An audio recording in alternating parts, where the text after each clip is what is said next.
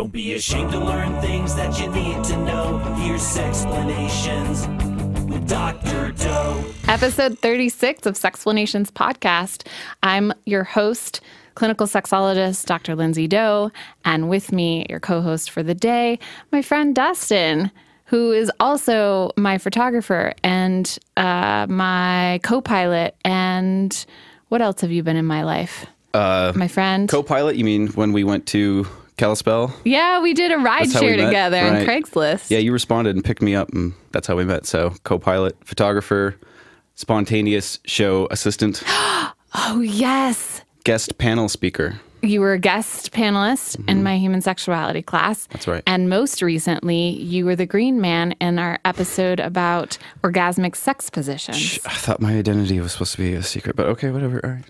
It's no longer. No, I'm just kidding.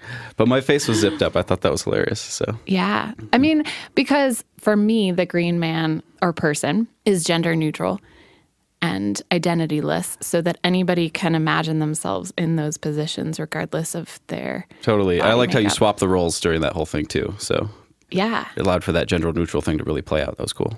Yeah. People were saying they couldn't tell which one was receptive or which one was female or which, whatever. And I was like, yeah, good, perfect, job well done. If you don't know what we're talking about, you can go to youtube.com/sexplanations and search for orgasmic sex positions. Dustin and I, we dressed up in full body suits and did, I don't know, maybe 30 sex positions. Sounds about right. Approximately. All based around orgasms. Is that so? Yeah. I actually didn't know about that detail. I just was doing what I was told to do. So, but that's also awesome. So that makes sense now. Job. Yeah, it was very entertaining, and I really liked how you let me cuddle with you, and we played around at some points, and did a little dance. Got creative. We did. It was interesting being in the reverse role with someone else there performing in any way. Like with me with a strap on? Precisely. And I've never, you feel the pressure of the body up against you and sort of the stretching in different ways, and then conceptualize the idea of receiving in that manner, however that would be, I guess. But for me, I was thinking about being female and you being the male. And that was something I'd not quite had put into such a physical example before. So it got me outside of an experience, that I'm used to. So it was interesting in that way for me personally, which was kind of cool. Yeah, that was so fun because the directors didn't want us to move when we were holding a position. And when I had that strap on, I couldn't not move. Kind of felt like you had to do something with it, huh? Yeah. Yeah, I really did. It was so fun. And you were so kind to just let me express myself. Yeah, it's sometimes it's that simple. You just feel like fundamentally you just got to do something with that sort of a power drive. Yeah. Yeah, it was good. So I was hoping that we could talk about love styles today because there is an episode of the YouTube show of Sexplanations where I go through one model of love styles, and there's a bunch of questions. And I was thinking that we could both ask each other, answer these questions together, and kind of see where we are now. Because when we met on the Craigslist rideshare, I think we were both going through love things at the time. Yes. And that was I was on my way. You were picking me up and taking me north so that I could go see a girl I was dating at the time. So there was that whole thing going on. And I think we talked about that during the car ride. And so I don't remember precisely what yours was. You'd have to remind me. I had just been dating a guy who I still love him, but in his words and my words, we don't get along very well. And I think at the time I was going to help a friend with her newborn baby and toddler. Okay, yeah. And so I was going to go stay with them for a couple weeks. But I always like talking to strangers about love and sex and I know this. Intimacy. Yeah, yeah. And then we've talked about love multiple times since there, relationships. Sure. So let's see where we're at. Yeah, I bet now. there's going to be some, for me, I'm imagining that I will have noticeable differences. I'm hoping anyway, in a maturing fashion. Let's put it that way. I hope so. I read a David Bowie quote last night before going to bed that was something along the lines of aging allows us to become the better versions of ourselves or the selves we are always meant to be. Sure, I like that. Me too, right? So hopefully that's in play here. All right. Before we go into these questions, though, I do want to give a shout out to our Patreon supporters, Donna Flint, Paul Nixon, and the Millers. These people are pledged at what's called the boss level. And so I like doing a little special something for them. That's cool. Boss mode, special shout outs. Yeah. Let's talk about love in their honor, shall we? Let's. Yeah. Okay. Here are the questions. First of all, directions. These people, Clyde and Susan Hendrick, designed a 42-item questionnaire to match Lee's love styles so that you can determine which ones you are. So Lee is the person who created this original model that has 6 different types. And it's called the Love Attitude Scale, or LAS. So if you want to search for it online and follow along with us, I think there's a version of it where you can do it interactively. You don't have to write it down and calculate it yourself. You can actually do it. But we're going to read through the questions. So 18 items.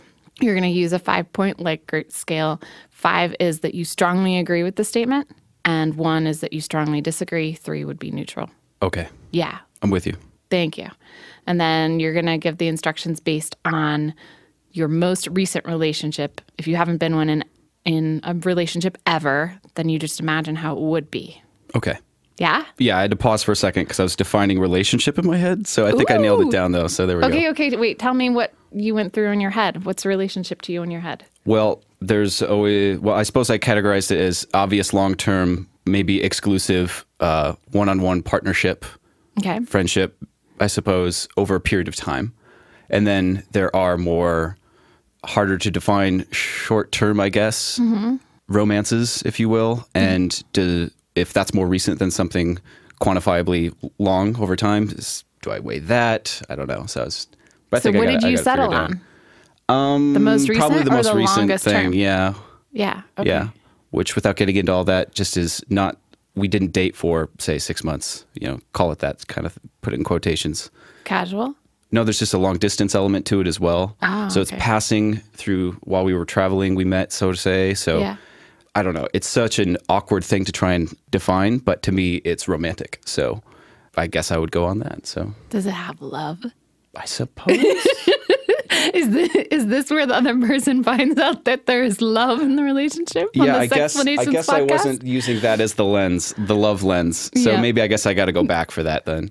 Or not. Yeah, I suppose so. Maybe love is an expression, a behavior, and not necessarily something that you have to say to another person. Yeah, so it's nuanced. It's like something where there's curiosity about that, and there's always, I don't know, this nebulous idea of it. But it's not, so to say, we fell in love at this one time together, blah, blah, blah. So it's nothing storybook like that. But so that was my pause. Okay, so I think what you're saying is there's this person that you're currently seeing. So kind of me on the phone, long distance. Yeah, phone sex. No, just conversations. Pretty infrequent, actually. So I'm not actually banking on this. I was just going to use that as the most recent example of how I approached something like love. Oh, yeah. To assess myself. I like it. Yeah, so it's less a consideration of the future of this particular relationship as just the most recent event to see how that is. This is fun. To see how it fits into this test. Yeah, I like it. Okay. Mine's going to be love, like straight up, totally storybook love. Cool. We'll compare notes and see what it's like. See, I feel like that's the more appropriate way to do it. I should probably pick the last time I was in love. Well, when was the last time you were in love?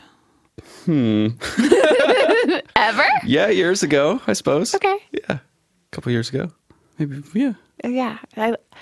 I am appreciating more and more that love is a thing that comes and goes. Because I think as a child, I thought that when you loved somebody, you always loved them. And so I felt like I really had to attach myself to a person and stay in some form a part of their lives because love is for always. It's unconditional and everlasting. And I like now that I can detach from that if I need to, and I can make space to love others or love myself differently by letting go. Letting go. Some of us have trouble with that. I don't think I do. But I've considered before that I ever actually fall out of love with people, like completely. And to look back at all of these different relationships to decide, did I fall out of love with them, or do I actually still love them in the way that I've memorialized them, I suppose. Yeah. And so they're probably, they're most likely not the same people even, but do I still think of those or reflect on that with love? Or did I stop loving them? You know, Well, I'm not really sure. That's always something I've reflected on from time to time. So you don't know, because I'm super curious. Mm-hmm. I want your answer. I want to take it from you. Yeah, I suppose maybe. I don't know. That's an internal debate, I guess. Stay Exploration. Curious. Yeah. Okay. One more thing before we go into the serious, organized questions. I want to know what you think about the relationship between love and sex, because Sexplanations is so much about sex education. We're talking about love and relationships because they often overlap. But what do you, Dustin, think about their relationship? Between love and sex? Yeah. Well, this is great. I don't spend too much time thinking about this on the regular, so this is nice. Let's see. Good. I'd say clearly closely entwined, and it's hard to isolate them as separate sort of events. I think you can have one or the other without, but they're definitely on the Venn diagram have a strong overlap to some degree. For you? I would think so, yeah. And so, I don't know, it really comes down to such a specificity of person and persons and the type of relationship that I don't know what else to say right away, because it's just so specific and subjective to the individual. Yes, I think sex without love is fine. Love without sex is fine. I often see them overlapping, though, through my own experience and the observed experiences of others that I'm surrounded by. But that's always just so varies per couple. So I don't know. In general, I mean, what do I think about it? I think it's great. Yeah. No, me too. I'm a huge fan of sex without love, and I'm a huge fan of love without sex. And when there is what I would call love making, where the two intentionally overlap, it's pretty profound. Yes. Yeah. But it's not what I want all the time. I definitely do not want love making all the time. Right. I like myself a nice so fucking like animals. Yeah. So, right. Yeah. So you could kind of break it down into these various ways of, you've got those two domains, but then you've got specific ways that each one can be broken down into different experiences itself. So these types of interactions could be some kind of domain specific in the way that you interact with each other. So yeah, that really, for me, I guess, the term sex positive comes to mind.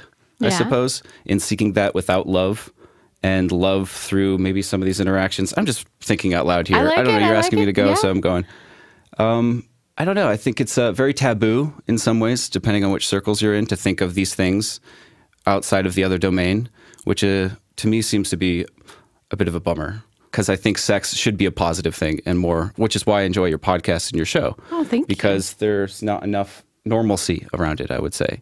And there's probably a very classical clinging to the notion of love with sex, and that when two people are interacting this way, that there has to be a certain classical meaning behind it, or pairing, I suppose, something rigid anyway.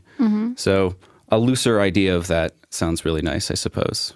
But options. Yeah, I think thinking separating those things is just as good as having them together. Excellent. Okay, well then let's move on this sex show to talk about love. Are you ready? Go for it. 5 strongly agree, 1 strongly disagree. Statement 1. My partner and I have the right physical chemistry between us. This is reflecting, right, on the past relationships, not currently? I mean, yeah. Right. You could do the long distance one you're referring to, or we can do whatever we want, Dustin. 5 is strongly agree, right? With the line, yes. With the line, would you repeat the first question? Yeah. My partner and I have the right physical chemistry between us. 5. Yeah. I think it would be hard to answer anything lower than 5. But people are totally going to do it. I agree. That question right there is what determines whether or not I engage in a new partner sexually after the first encounter. If I feel like that's less than 5, I don't want to.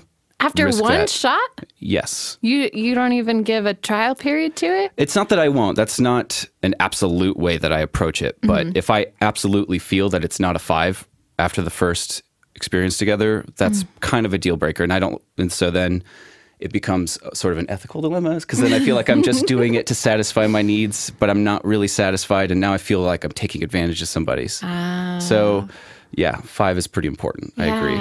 Okay. 2, I feel my lover and I were meant for each other.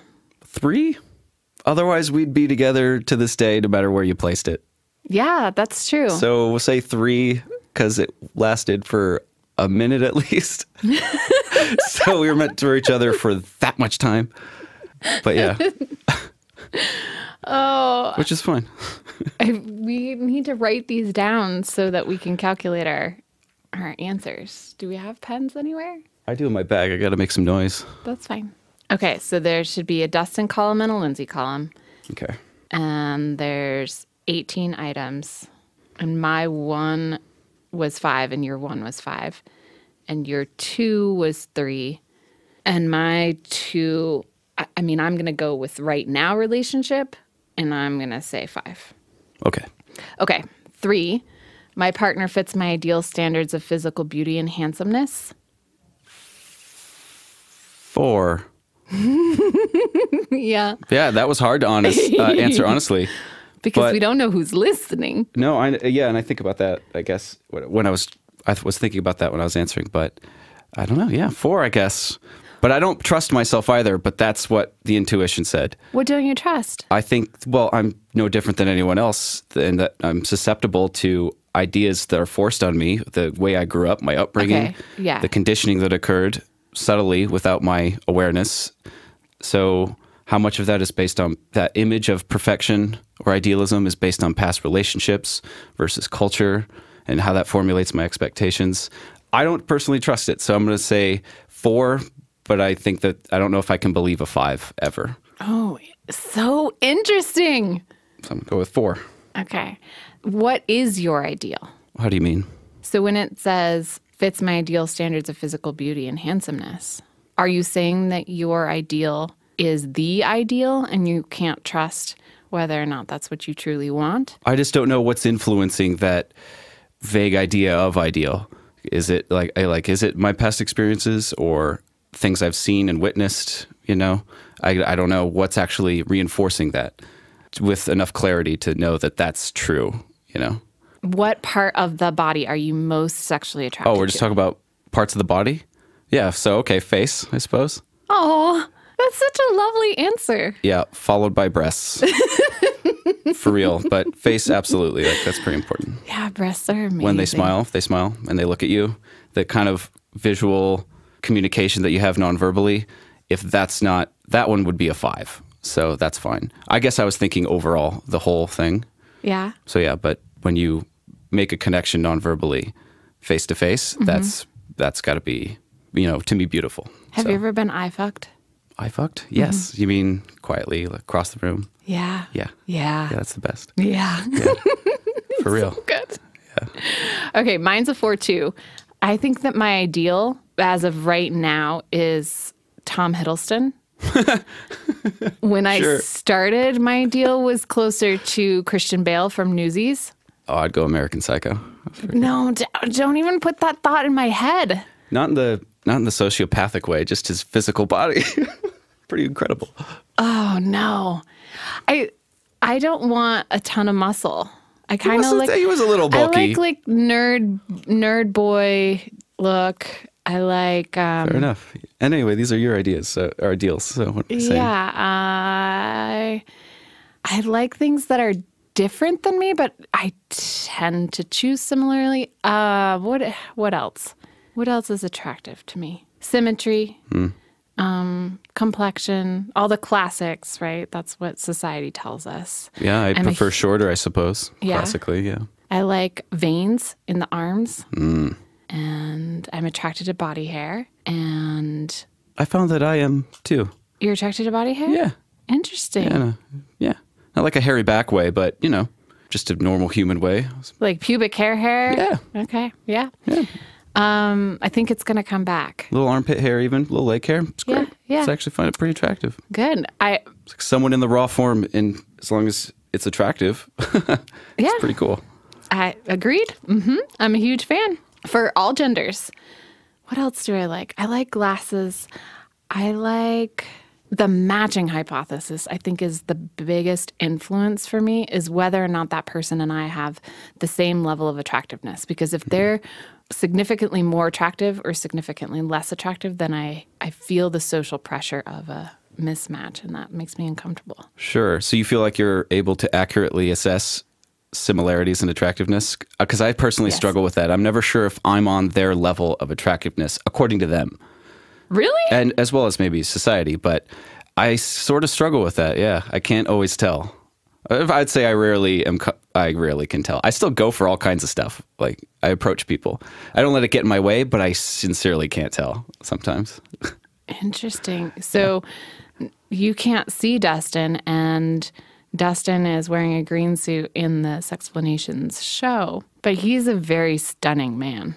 Oh, thank you. Yeah, you are. That's very nice to say. I think that's why you can probably experiment with all different people, because, I suppose so. You're stunning. Oh, thank you. Yeah. That felt good. Thank you.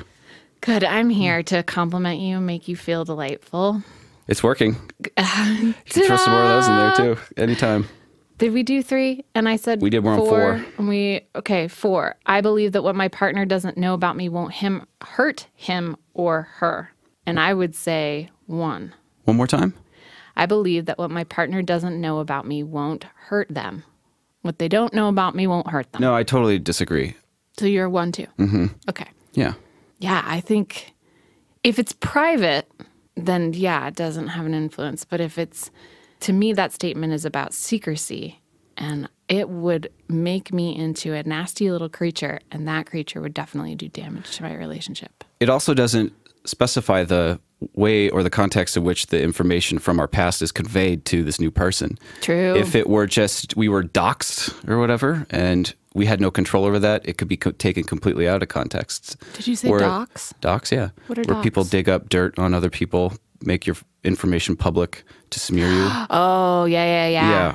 Whereas if I conveyed my own history from my point of view to this person carefully and with consideration and love even, there maybe it wouldn't harm them or affect them. But if they just got this Twitter-style event fact about my life, it might actually devastate them depending on what it was. So it doesn't say anything about that. So I'm going to go with, I don't agree. Okay. I have sometimes had to keep my partner from finding out about other lovers. I have sometimes had to keep my partner from finding out about other lovers. Mine would be a 1.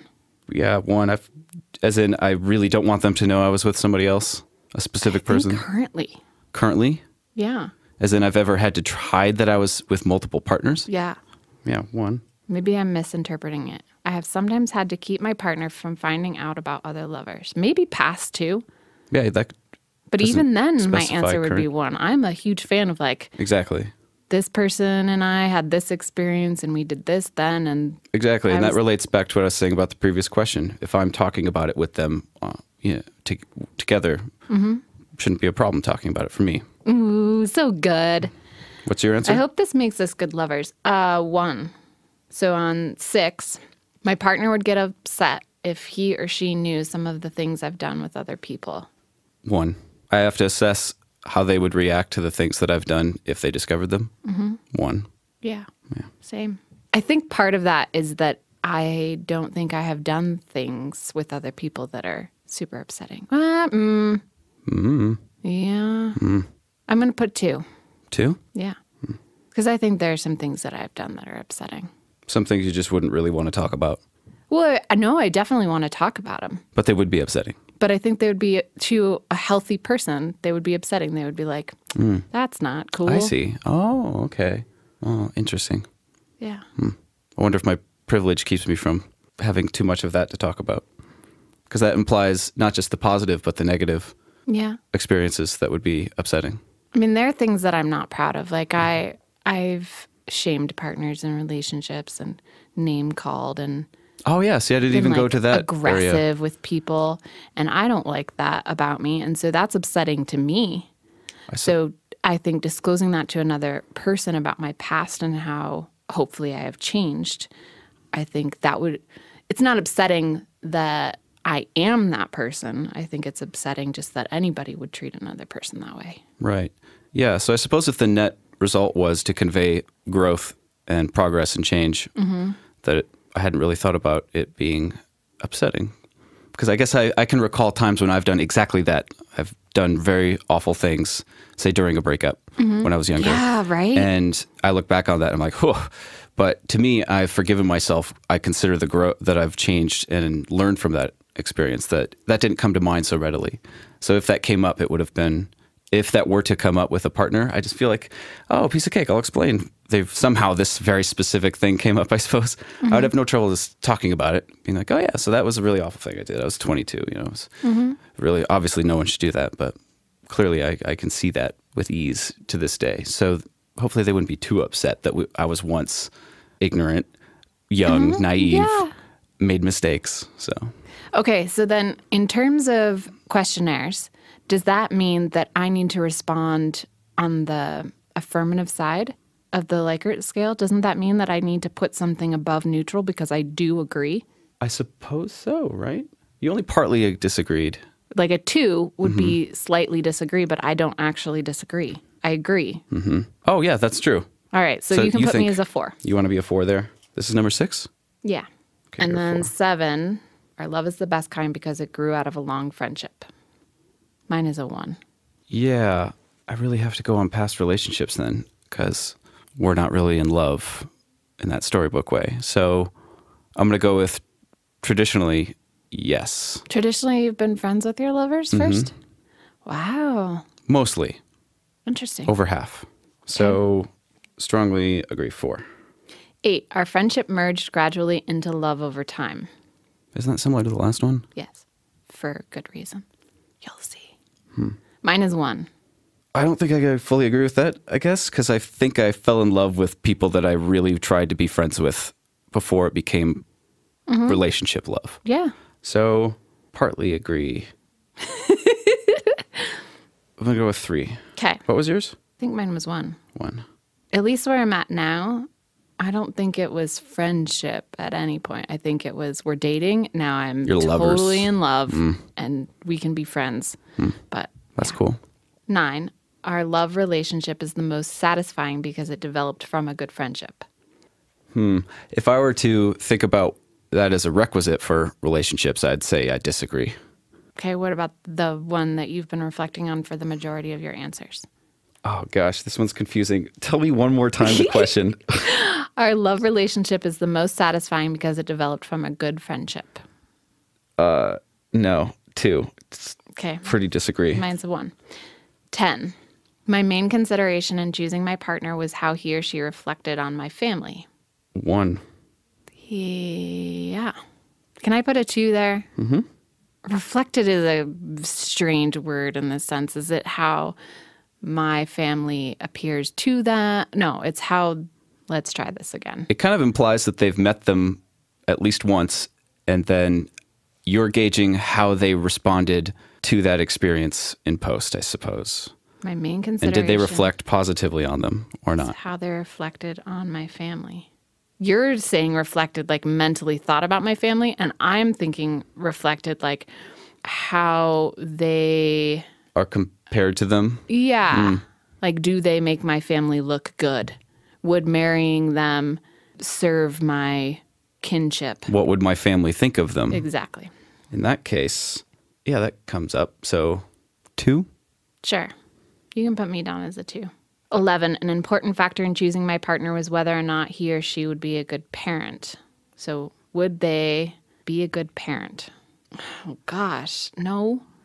I'd like What do you say? I'm going to say 3 3? because I have 3 teenage daughters in my home right now. And if that person couldn't deal, that would be a problem. Right. But I don't want them to be a parent. That makes sense. I've thought about that, but it wasn't a strong deciding factor, but it did occur to me at times. So I'm just going to say 2. Okay. 12, one consideration in choosing my partner was how they would reflect on my career. It doesn't say on. I misread it. But that's how I'm interpreting it. One consideration in choosing my partner was how they would reflect my career. 1. I'm going to say 5. 5. Yeah, I mean, my career is pretty public. And it's also very important that that person be sex positive. That makes sense. You have a very well-defined career too, from my point of view. Yeah. So that makes a lot of sense to me. Mine is still more of a growing process with photography and the studio I work with and the company I work with in town. So I have to do a lot of things. It's not purely that. So that's why, yeah, it just never it hasn't quite solidified for me, sadly. So also, I'm pretty romantic, so I just generally leap at love and experience before I really give too much analytical consideration to it. Oh. Which makes me foolish, I'm sure. No, I don't think so. I think it just means that we've had different experiences. I don't think, for example, I could still be in a relationship with a man from my 20s who is now a minister. I think he's a minister in Mexico. Wow. And we just have different agendas. Just imagine your lifestyle with that person. I know. He thought that dancing before marriage was wrong. Wow, that's interesting. And that's not a good match for me. Yeah, I can't visualize that. It was a long time before we danced. Oh, I should make fun of him. Well, okay. 13, when my partner doesn't pay attention to me, I feel sick all over. Nah. Currently 1, but recalling my past where before I grew, yeah, I definitely was one of the awful boyfriends near the end of the breakup. Without a doubt, you know. Well, early 20s approximately, you become jealous of the friend groups, you know what I mean? Yeah. All these pathological ways you start to see your own relationship. And that probably included a lot of 5 rating of that question. Yep. But that doesn't exist today, I don't think. So I don't know how to answer that. Current state, right? Yeah. Because, yeah. All right. I'm going to say 3.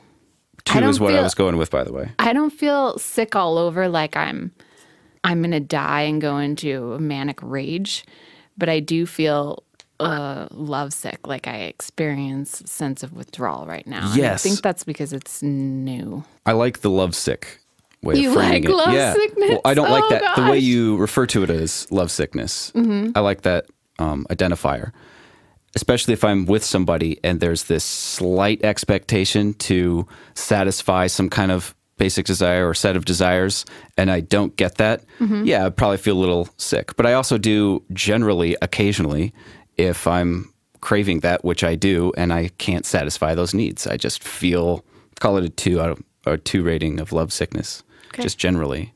Yeah. But that's just normal for me, so. Yeah. Whatever. We're passionate people, Dustin. I am, yeah. Seems like you are too. Yeah. Yes. 14, I cannot relax if I suspect my partner is with someone else. Oh, gosh. Whoa. Remember those days? I'm so done with that. So. Yeah, I've had some experiences, I suppose, that have freed me up from that kind of despair, whatever you want to call it, sickness.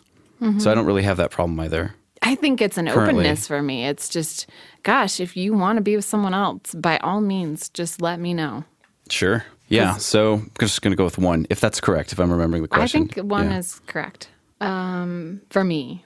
But, suspecting my partner is with someone makes it sound so criminal. Yeah. If we've already gone into the realm of suspicion, something's not right, I suppose. Yeah. And then I feel sick, but for other reasons, like, oh, God, I have to go through a breakup, not, oh, God, that person is with someone else. I don't, Yeah. Unless you defined togetherness between the two of you as not being with other people and you were suspicious. I don't know. It really has to become quite specific about that. But in general, that's not a concern for me.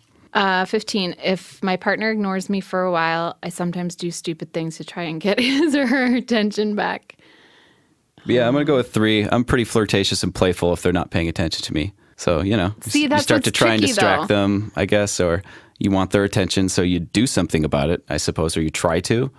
Not in a needy way, but a playful way, I suppose. Then mine has to be a 4 because it's positive. It's an affirmative response. Exactly. I see it as a positive interaction. Okay. Yeah. Okay, so then 4. Right, neutral. So yeah, then I would say 4. So tricky, this Likert scale. 6. Yours was 4? Yeah. Not stupidly horrible things. Not horribly stupid things, but things of like, I'm bored. I want attention. Exactly.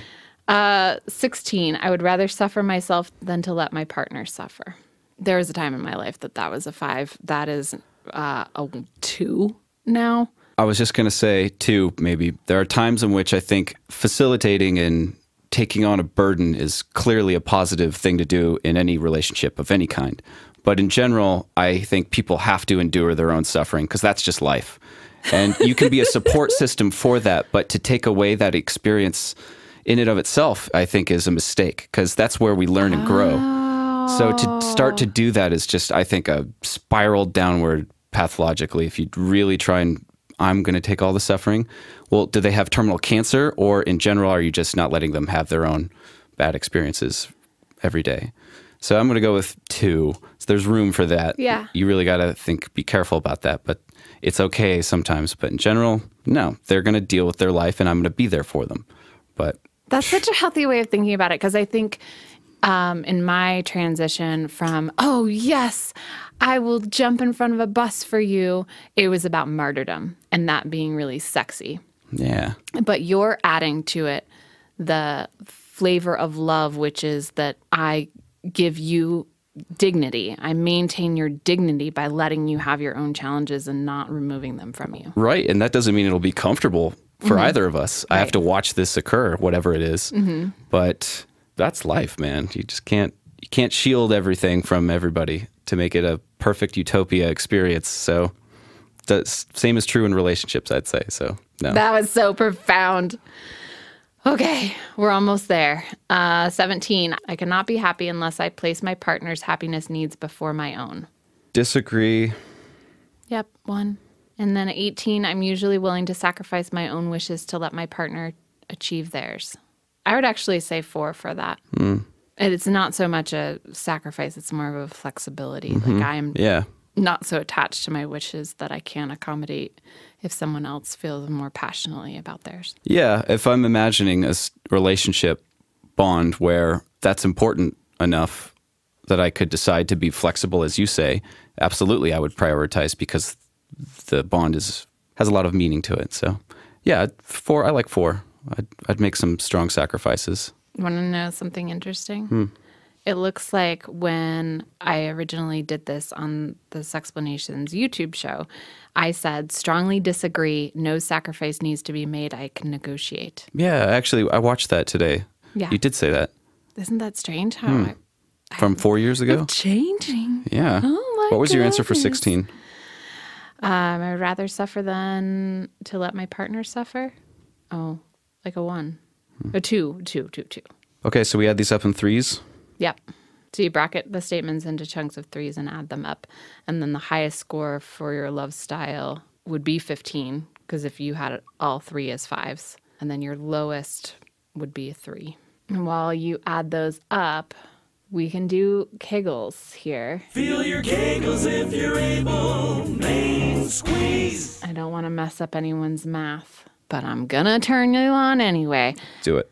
AdamandEve.com is an online store for adults to buy toys and gear for their sexual adventures. Oh, by the way, if you're new to the Sexplanations podcast, every time you hear a moan in this sponsorship plug from our awesome sponsor, please clench your pubococcygeus muscles or your PC muscles by doing a Kegel, and we'll all strengthen our orgasms that way. So dildos, strokers, vibrating cock rings, playful sex games, and cushions to prop your partner up for new sex positions. They're all available on their website, AdamandEve.com.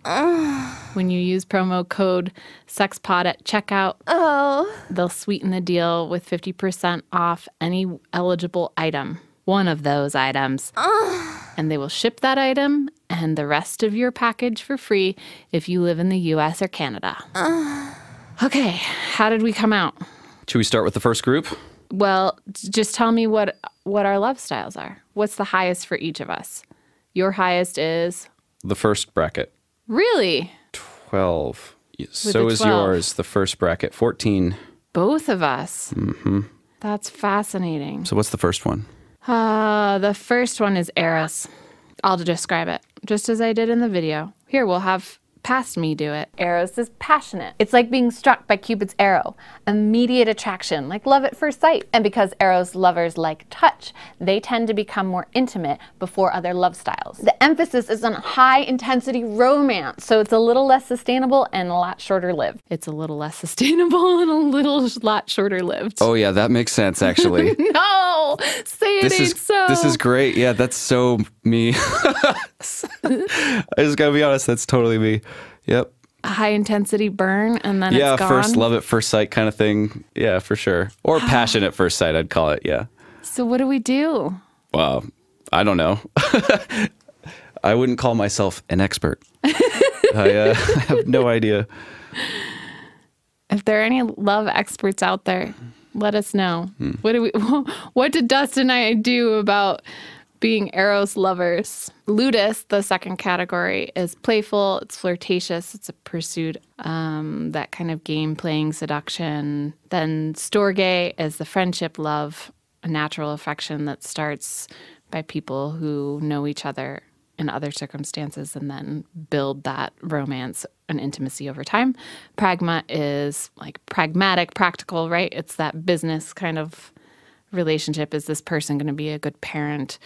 Are they going to fit into my family dynamic well? Are they going to support me in the future?